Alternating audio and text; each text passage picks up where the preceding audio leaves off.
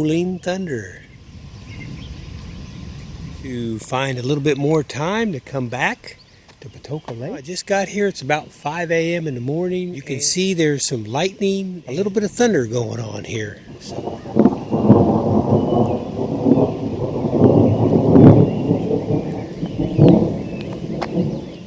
Yeah, coming up here, some of this lightning looked like it was going horizontal across the sky. That's pretty cool to see.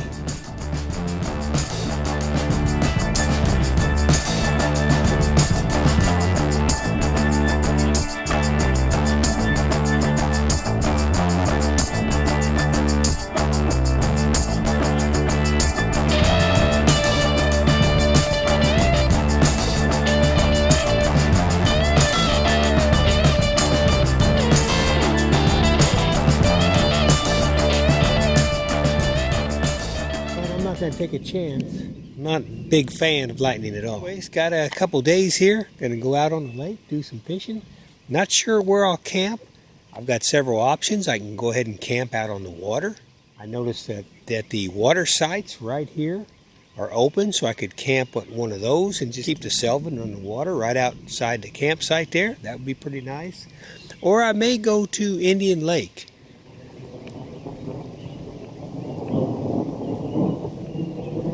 Another adventure.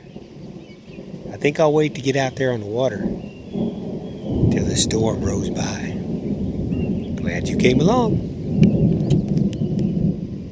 Hey, summer's about halfway over. If you haven't got out yet, get on out there. Well, some of those days, you just can't get out on the lake first thing in the morning.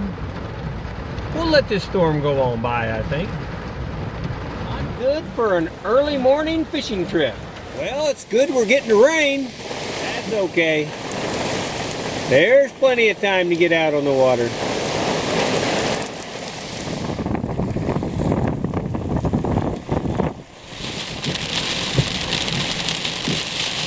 Nice little storm is brewed up here. Woo!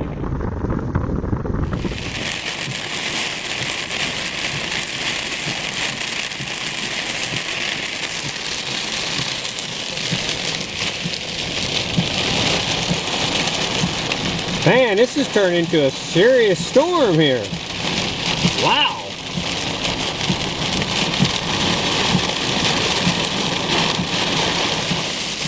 Holy cow, it's almost whiteout conditions here. Man. Better turn it right into the wind or it's going to blow me and the selvin off the top of this hill.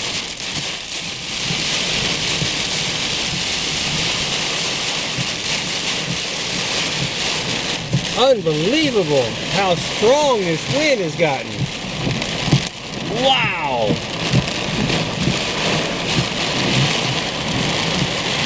Woo!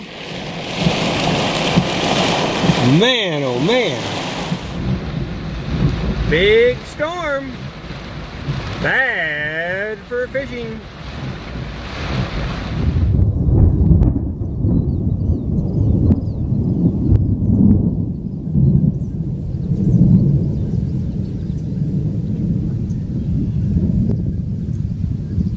Waiting to get out on the water.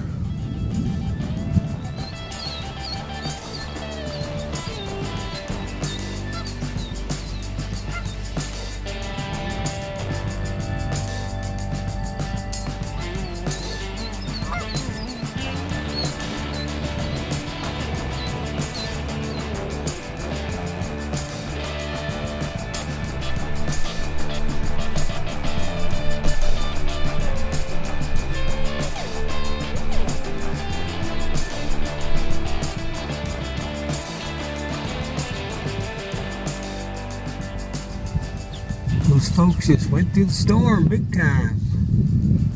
And a little houseboat.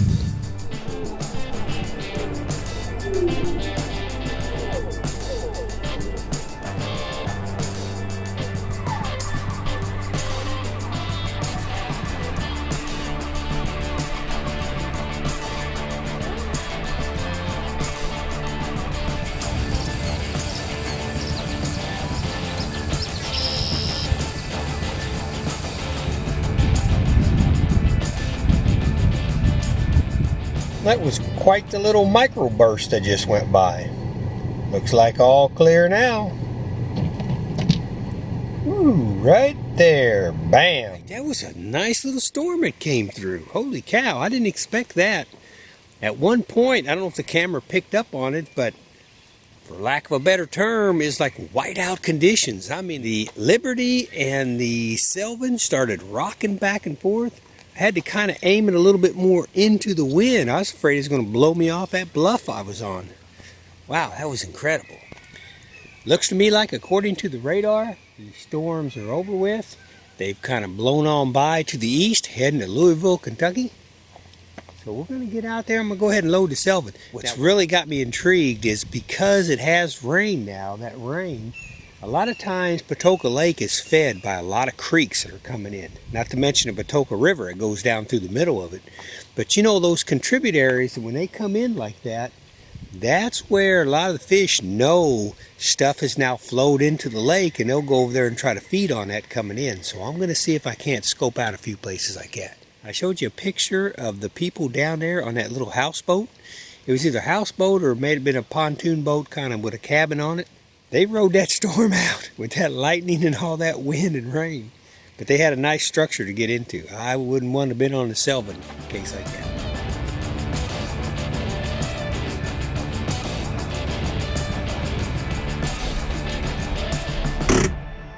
Okay, another successful launch of the Sylvan.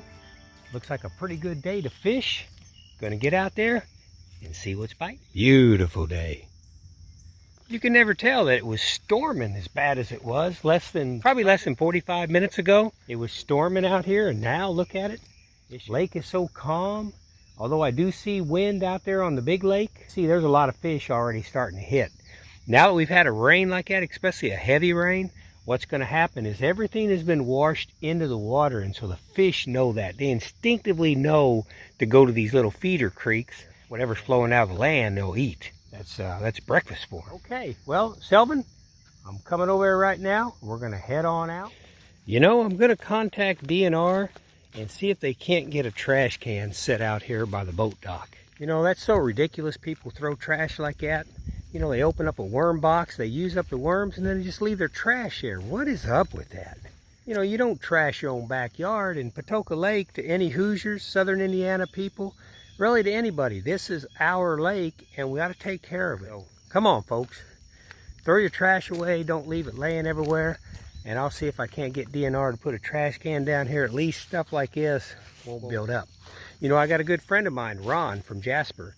You know, he's out here almost every day going along the banks in his kayak and picking up trash and stuff, especially this time of year, because a lot of stuff gets thrown in there. A lot of stuff flies out of boats. Thank you, Ron. I appreciate all you do to keep this lake beautiful like this.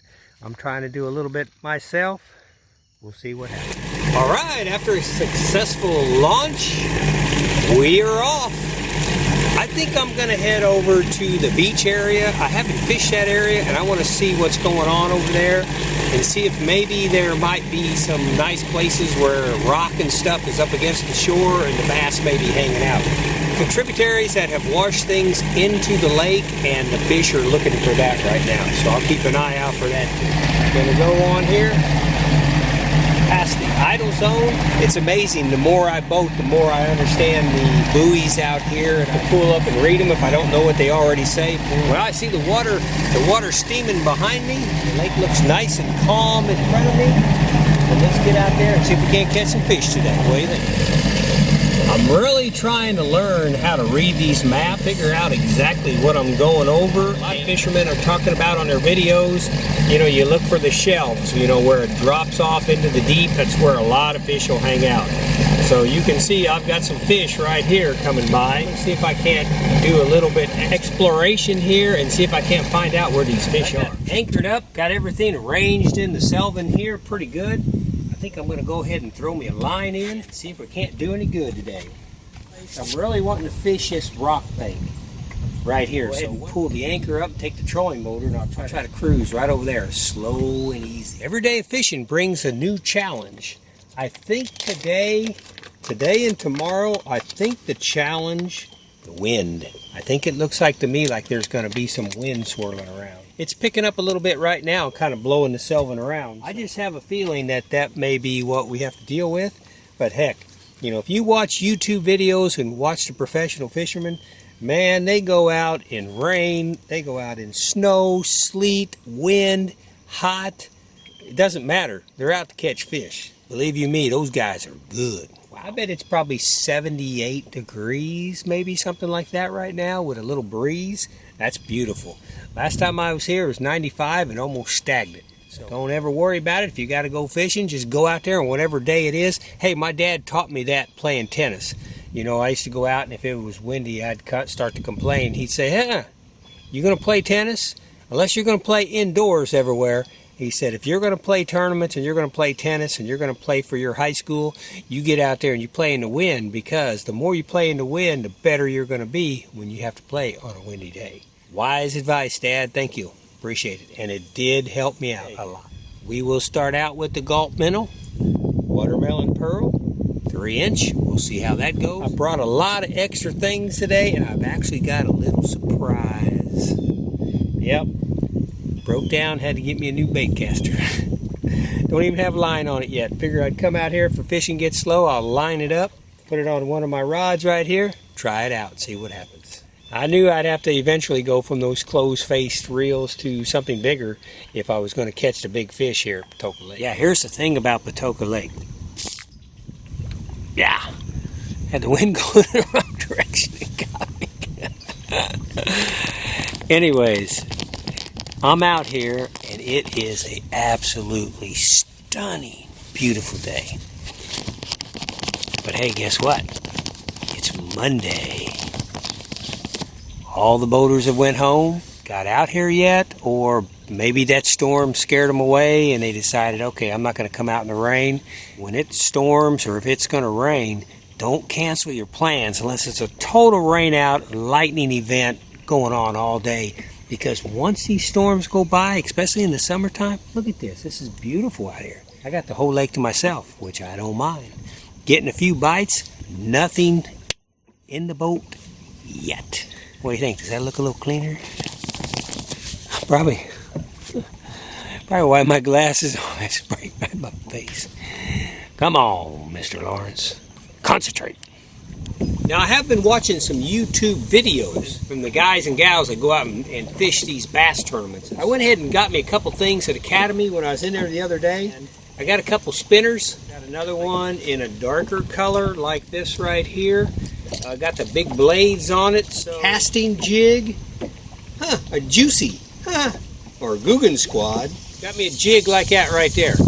And actually, I was in there with my dad. I said, Dad, I need to get one maybe that looks like a bluegill or, you know, a color that the bass might really hit. And he went right to this one right here. That's the one I'm going to try and see if that goes. I'll throw it today. Uh-oh, my anchor broke loose.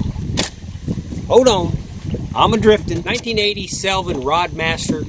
It's 16 foot. I just can't keep myself from throwing these Gulp minnows, at least for a while anyways, because every time I throw them I get bites. I was catching fish for a while. It's kind of went a little bit dead now, but I'm going to go ahead and throw a couple more and see what happens. But I also can't watch these videos and watch these professional fishermen and not take their advice either. None of those guys are throwing Gulp minnows. You know, they're throwing jigs, spinners, things like that. Texas rig, crazy wacky worms. And I actually brought another tackle box with the longer worms and things like that in it. There's a nice one right there.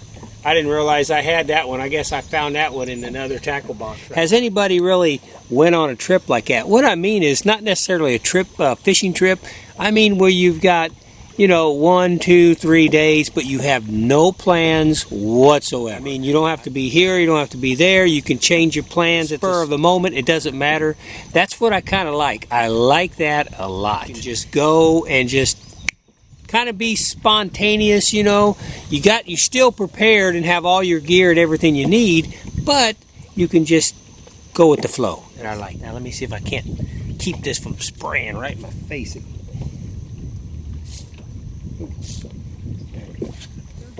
I can drive over to Indian Salina Lake, see what's going on over there.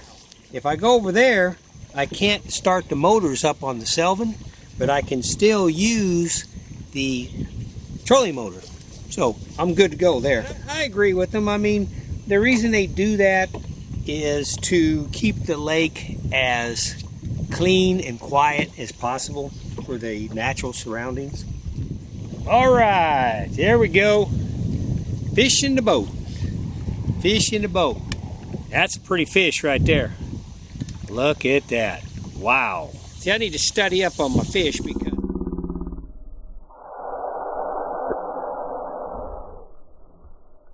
hey, look out.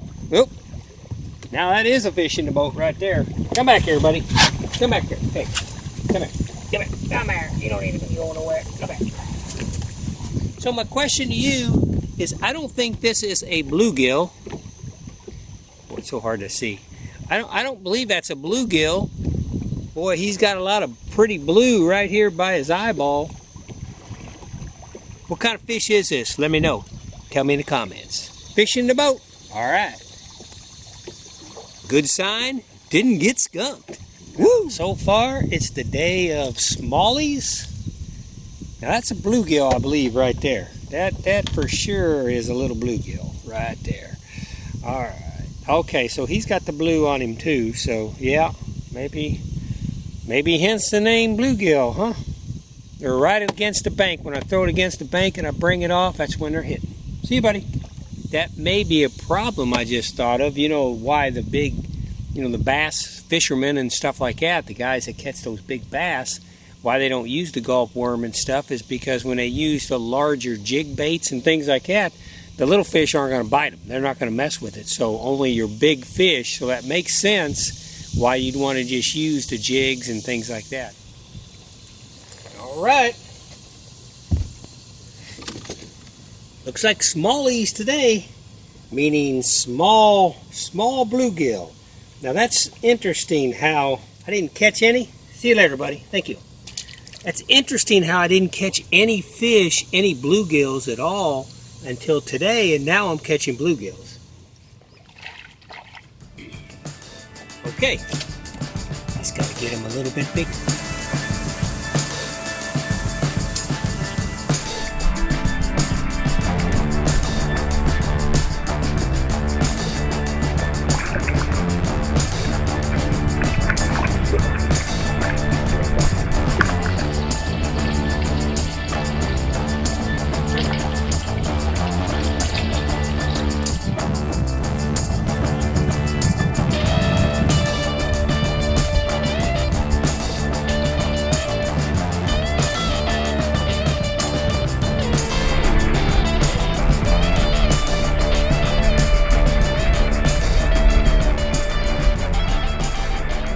Have thrown everything at these fish. I'm getting some nibbles, but they're not interested in biting too much at all. Baitcaster I probably liked the very best was a Shimano, but it was about $199. Shimano and other companies have baitcasters I saw for almost $500, and they kind of work their way back down from there. What I had to decide is how much do I want to spend.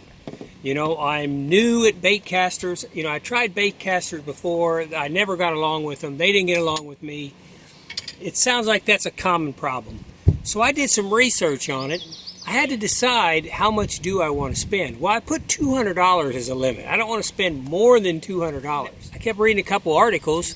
This one guy made a lot of sense when he said, you know what, if you're just learning a baitcaster, why not get a less expensive one and then work your way up to the more expensive ones. And it made a lot of sense to me. This baitcaster I happened to buy kept coming up again and again in articles as one of the lower priced ones, but pretty well built.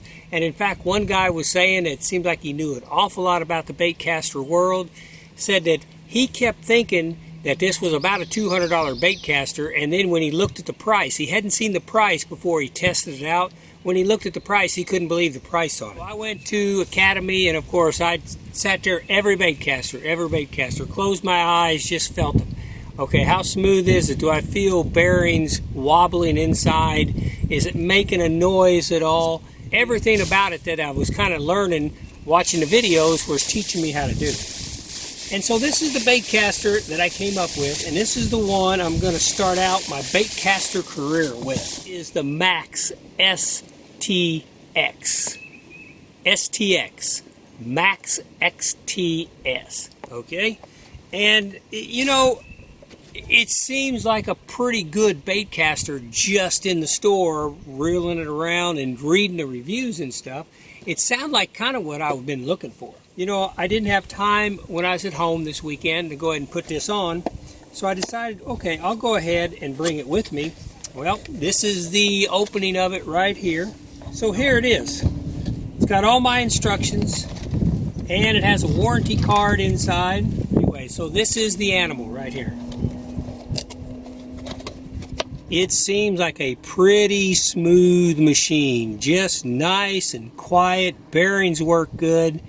It seems like the adjustability, the brake system, and the drag system, they all seem to work good. This one guy had mentioned that he liked the audible drag as far as you can hear it. So when you're reeling in a fish, you can tell if you're cranking it or not, and it's easy to tell how many cranks you're going. Once you get used to it, you'll kind of figure all that out, and I like it.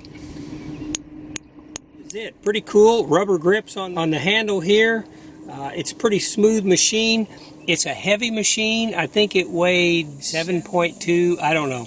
It seemed like it was one of the heavier ones out of the lineup I was looking at. Of course, I looked at the Shimano's. I looked at the Lew's. Lew's have really nice reels too. Shimano.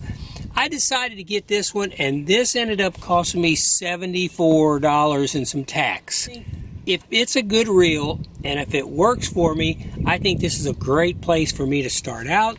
And then eventually, if I want to go up, if I even work my way up to even start joining amateur tournaments and things like that, I may go up and get me a Shimano Corrado, you know, something like that.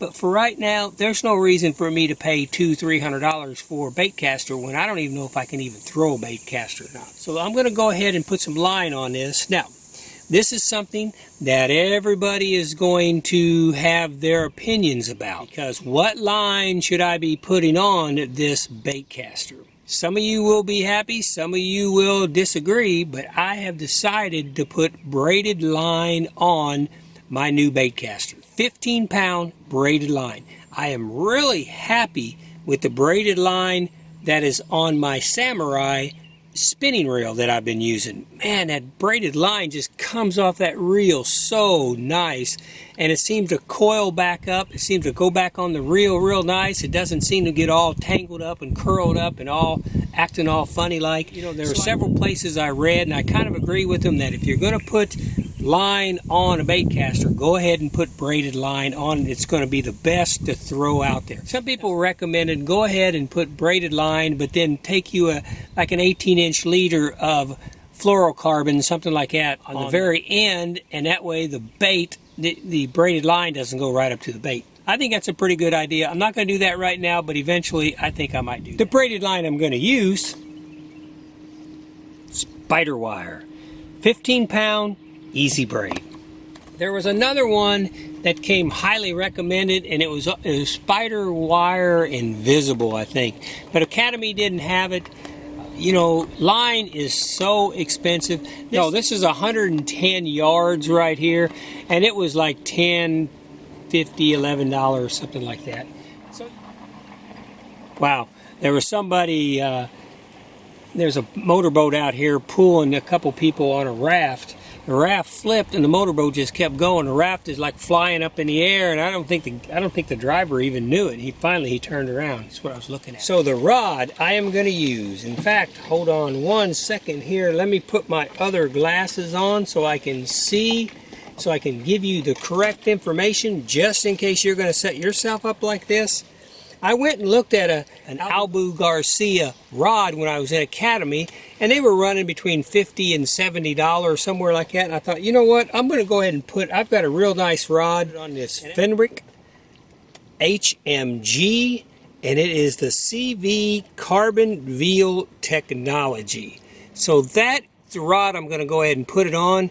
And then I see in the back it says it's between, 8 and 20 pound test line, 1/4 to 7/8 ounce It is 6.6, and I really like this. This is one of my favorite right here. Quality Fuji product. So this is actually a Fuji, made by Fuji. The rod is kind of like a multicolor, kind of a dark maroon, brown, red mixture. And I think the Abu Garcia STX, the Max XTX, looks pretty good on there. Okay, let's add some spider wire. I'm not exactly sure what I'm going to do this evening. You know, I've got all my camping gear. You can probably see the Selvin is pretty packed. I got a lot of gear inside here. I thought about camping again, but there's a slight chance of thunderstorms.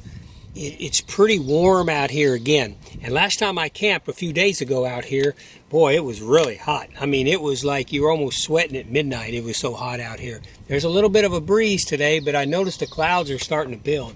I would not want to camp out here with that thunderstorm that hit this morning when I got here. That was brutal.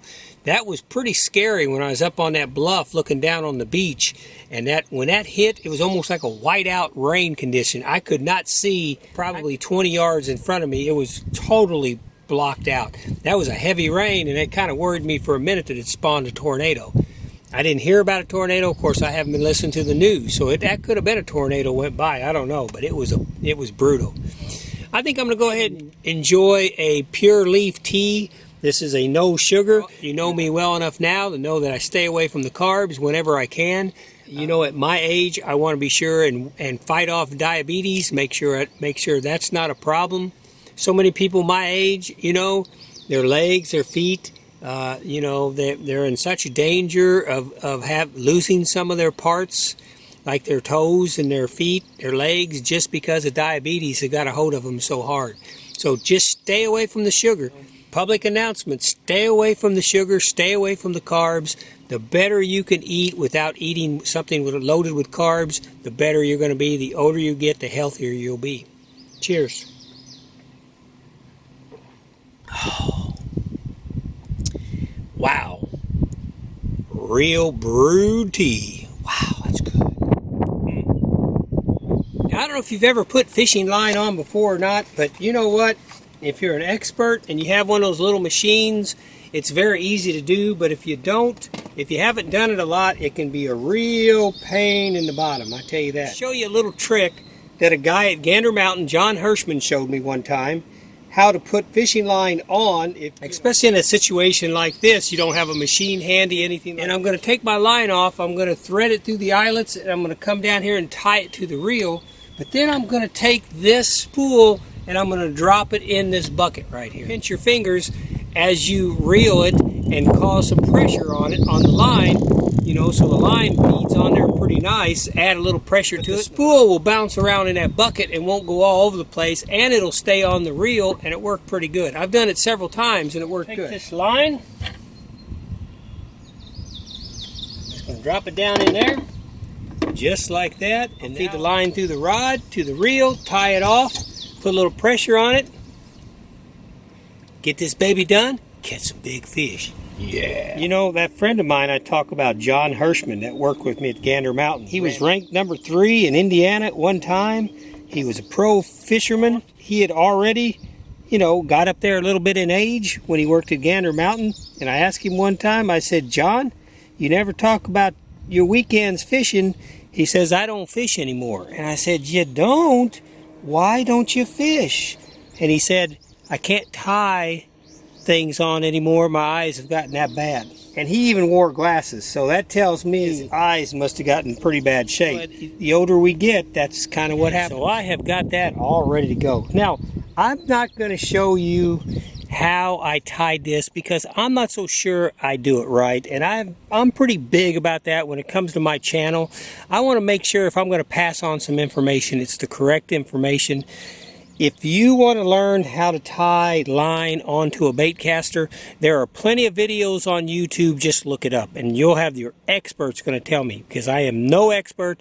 I tie it the way somebody else had showed me how to tie it, but I'm not so sure that is the correct way, so I'm going to just hold off on it.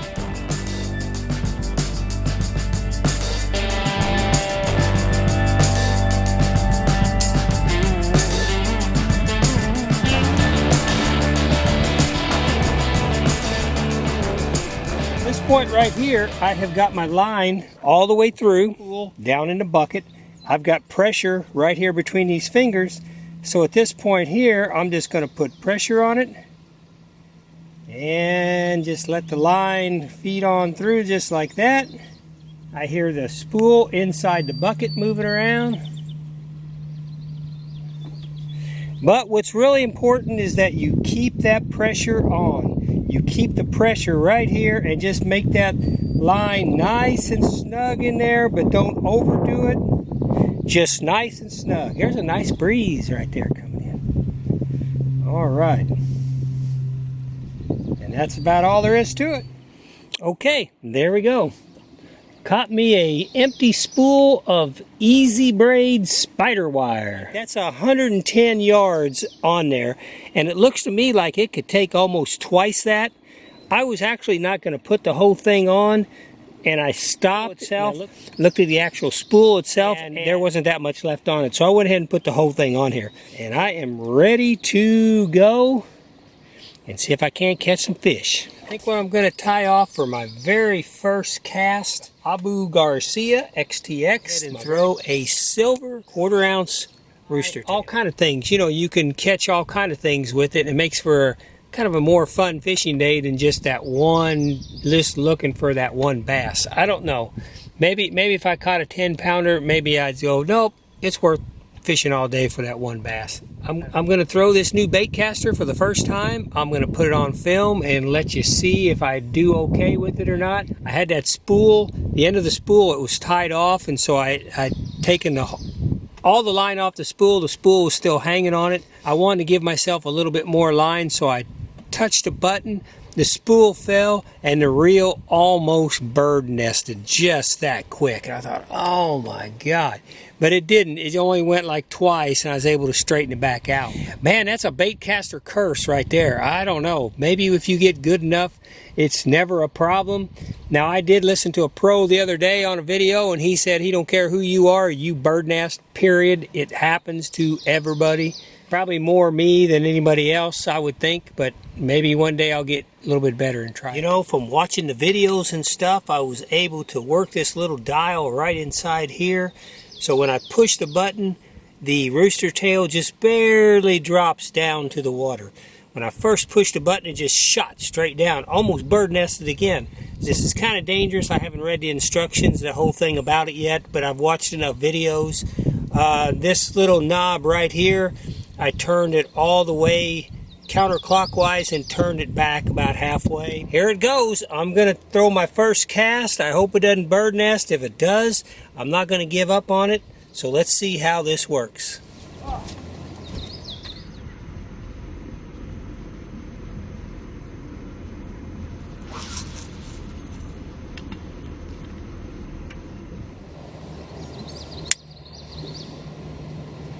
Pretty smooth. Yeah, pretty good. Let me try a sidearm. Oh yeah. Oh yeah, that's much smoother. Much smoother. Okay. So now it's just a matter of practice. Okay, I probably played with that about an hour, but hey, now it's ready to go. So I'm pretty happy with that. And I'm going to go ahead now and just keep throwing it, whether I catch fish or not. I want to get really good at casting that.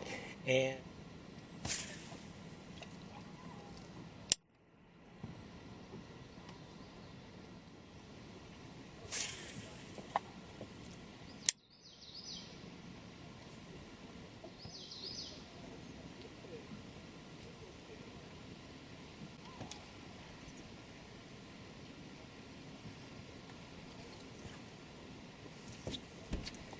hey. And you were there, live action. That was the first fish caught on the Abu Garcia. And I'm wondering what this even is. I don't know what kind of fish this is. Hey, look, I caught this also on that rooster tail. I cut two of those hooks off, so it just has a one hook instead of that treble hook on there. And I'm glad, because look, it got him a little bit on the face right here, but I think he's going to be okay. But look at the stripes on that fish. That is like, look at that. That's not a crappie. Does he have teeth? Do you have any teeth, buddy? Hey, open your mouth, man. Let me see. No teeth. So it's not a walleye. I don't know. That's a cool looking fish. Pretty cool looking. Okay. Sorry to hurt you there, buddy. You'll heal up. Come back and see me. That was a close one. I put him in the water and he just started spinning around in circles. I thought, oh crap. I know animals will do that if they hurt an eye or something. They'll just start spinning around. But instead he took off. So I'm glad. All right. You got to see it live action. Wonder what that was. Wonder if that was a striper. Had stripes on it.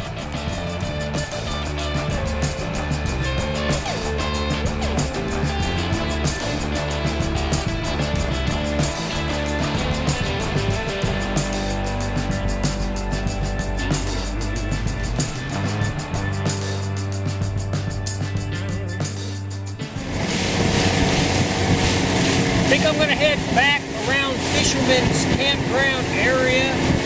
Looks to me like we may have some storms starting to brew here. I don't know. I don't necessarily want to be out on the water if the storm hits, so that may be changing my plans minute by minute right now. I think I'm going to get back to the Fisherman Campground area. Come on, let's go.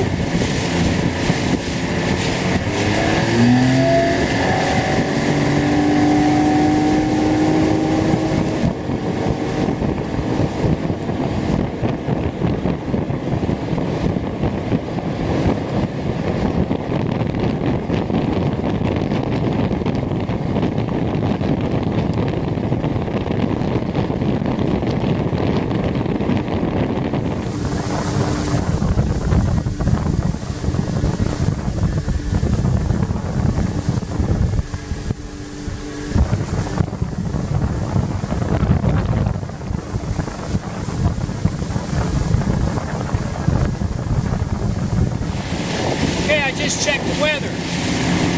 See that in front of me right there? Severe thunderstorm coming in about 15-20 minutes.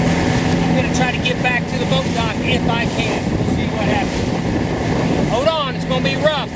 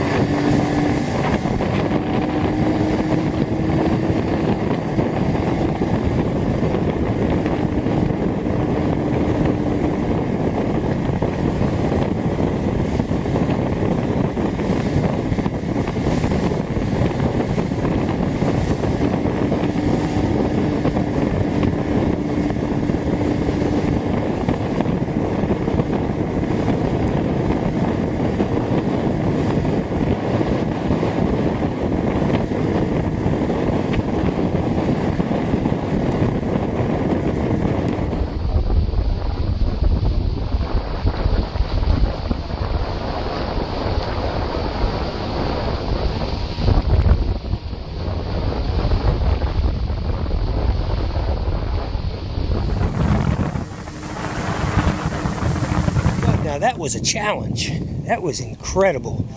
You can see this pontoon's trying to get out. It's got a bunch of family members on it.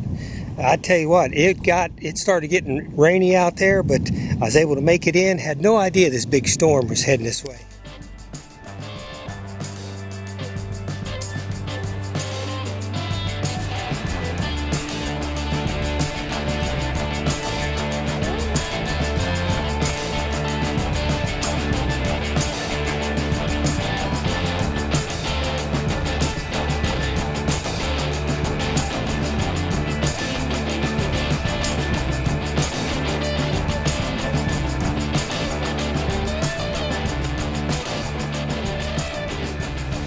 Okay, I'm getting off the water. It's starting to lightning pretty bad. There's people still trying to get boats up. There's a jet ski waiting, but this lightning's getting sharp. Man, if I was them, I would put an anchor on them boats, let this storm pass. Don't mess around in the water when it's lightning. Take it from me, Got a lot of experience with lightning and water. It isn't good. Never good. Never. This is a deadly situation, folks. Deadly. These people have to get off the water now. With that lightning coming down like that.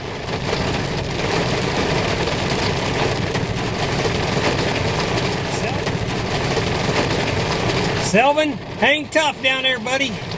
Hang tough. Nothing I can do about it. Thank you for having the speed to get me up here. Wow. If it wasn't for the Selvin and the powerful Chrysler Daddy, would have never made it here on time. I was concentrating on fishing with that new reel rather than what I should have been doing, and that is looking at the weather, paying attention. Holy cow, look at it coming in here. Look at it coming in here. Holy smack.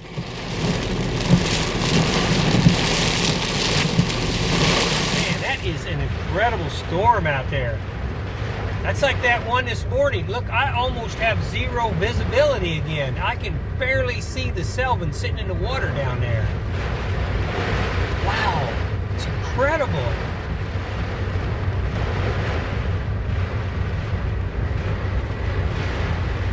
Man, oh man. Summertime storms, southern Indiana. Woo! Whack you if you're not careful. I hope a big tree don't fall on me here. I've got a bunch of trees right here. Holy cow, that is amazing. That is absolutely amazing how bad that's hitting. Gee.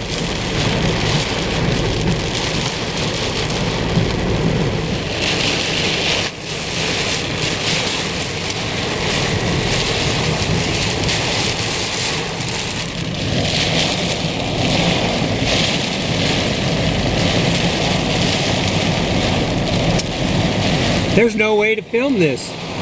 It's raining so hard. And the Selvin's out there. I doubt if I can open up this window. I seriously doubt if I can open up this window. I'll try. No way. It come flying in. Wow. That's incredible. Well, this is the second giant storm today. I barely made it off the water with minutes to spare. The Selvin's still sitting down there in the water. Selvin, hold on. I'll be back to get you.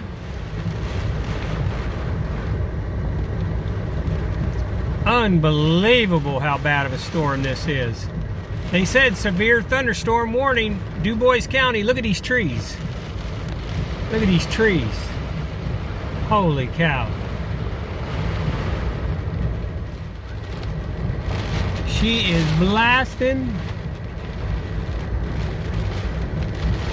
She is getting it out there. Wow.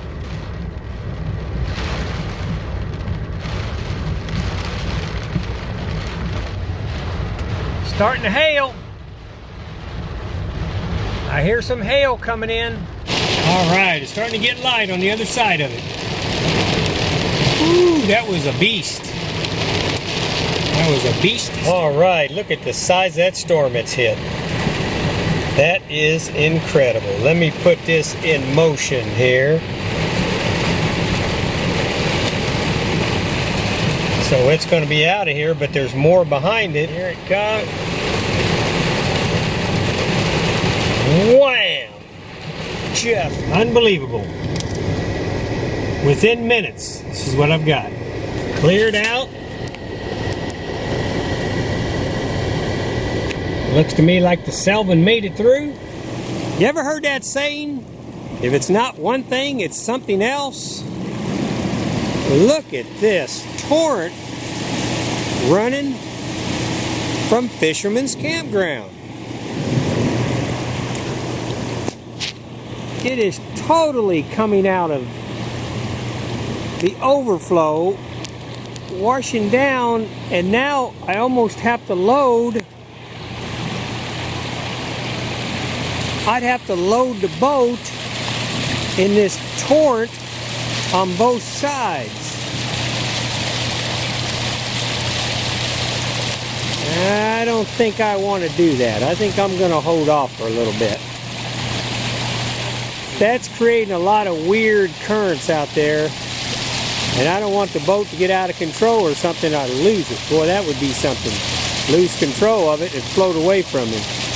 So yeah, I'm going to have to wait on this. You know, I might seem like I'm being overly cautious here, but you know, I'm a beginner, and I don't like that. I don't like the looks of that.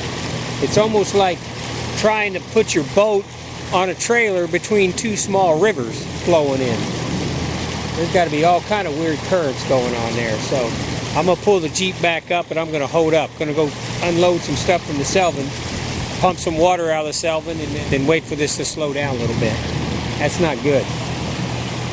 That's not good. Don't push your luck, folks.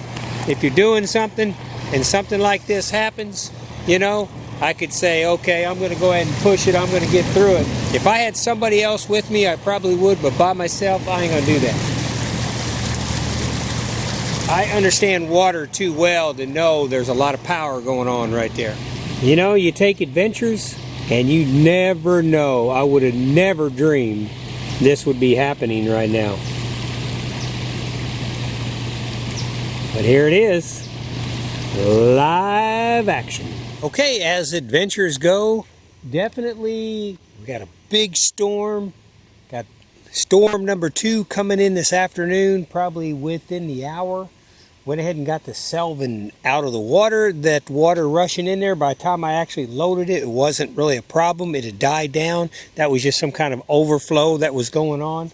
So that zigzag, back, forth. You got to figure out when you're on an adventure what to do about the next plan. If one plan fails or one plan falls through, just zigzag, punt, and come up with a different plan. Of course, I'd already thought about Indian Salina Lake recreation area.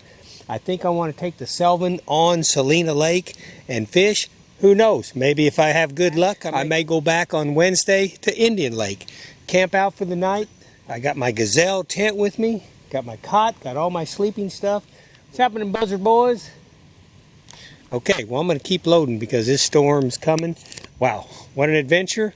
Hey, you know, had no idea all this stuff was going to happen when I left at 4 o'clock this morning. Had no idea what was going to happen, but it's the way it goes.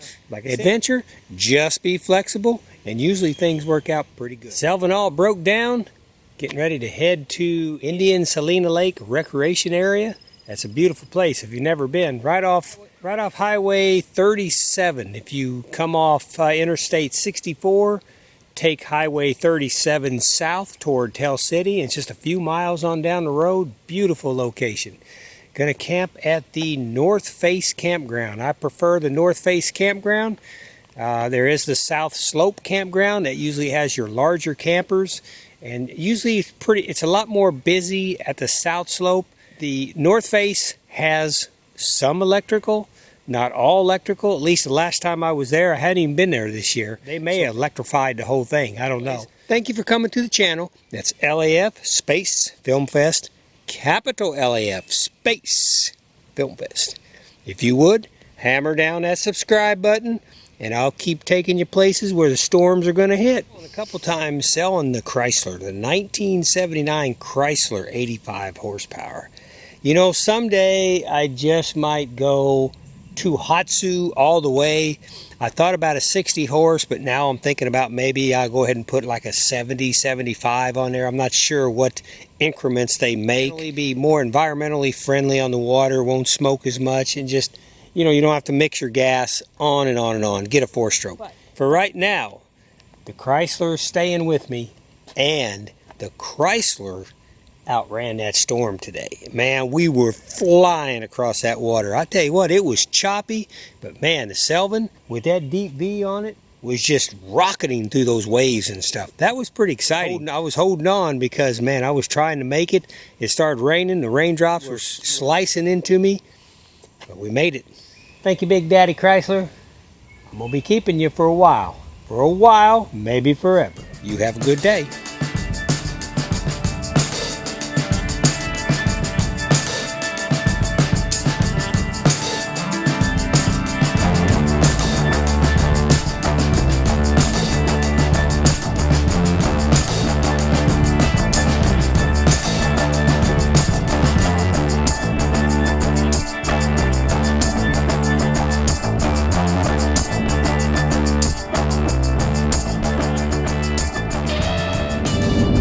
Yeah, I'd like to see days like that. A lot of storms, crazy weather happening then. Lazy, hazy summer days.